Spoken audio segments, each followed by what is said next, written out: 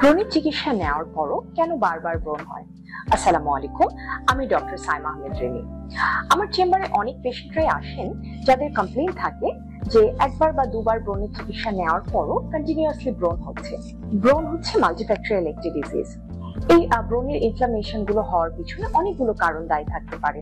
হতে পারে তার ডায়েট, হতে পারে তার লাইফস্টাইল, হতে পারে হরমোনাল ডিসঅর্ডার, সেই সাথে স্কিনের টাইপ অনুযায়ী স্কিন কেয়ার প্রোডাক্ট ইউজ না করলেও ব্রণ বাড়তে পারে। সো সেই পেশেন্টের ক্ষেত্রে আমরা এই কারণগুলো এবং ট্রিগার গুলো আইডেন্টিফাই করার ট্রাই করি। অর্থাৎ কোনো হরমোনাল ইমব্যালেন্স আছে কিনা, কোনো তার লাইফস্টাইলে প্রবলেম আছে কিনা, তার এমন কোনো কসমেটিক বা স্কিন কেয়ার ইউজ করা হচ্ছে কিনা যেটা থেকে তার ব্রণ বারবার হচ্ছে।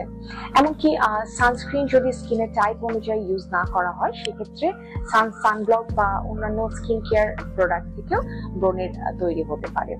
সেক্ষেত্রে আমরা সবসময় বলে থাকি যে একবার ব্রণ ভালো হওয়ার পরবর্তীতে তাকে এমন কিছু স্কিন কেয়ার অ্যাপ্লাই করতে হবে বা মেনটেন করতে হবে যেগুলো নন কমেডোজেনিক, অর্থাৎ যে স্কিন কেয়ার গুলো থেকে পরবর্তীতে ব্রণ হওয়ার চান্স থাকবে না।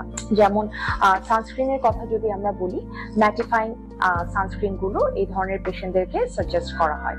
এছাড়া স্কিনের টাইপ অনুযায়ী হাইড্রেটিং ময়শ্চারাইজার সাজেস্ট করা হয়। যদি অয়েলি স্কিন হয় সেক্ষেত্রে ম্যাটিফাইং হাইড্রেটিং ময়শ্চারাইজার, এবং যদি কম্বিনেশন টু ড্রাই স্কিন হয় সেক্ষেত্রে স্কিন টাইপ অনুযায়ী ময়শ্চারাইজার ইউজ করা হয়। এবং সেই সাথে স্যালিসাইলিক অ্যাসিড যুক্ত যে ফেস ওয়াশ গুলো আছে, মেডিকেটেড ফেস ওয়াশ গুলো লং টাইমের জন্য সাজেস্ট করা হয়।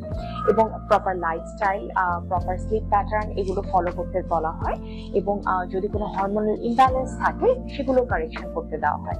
ধন্যবাদ।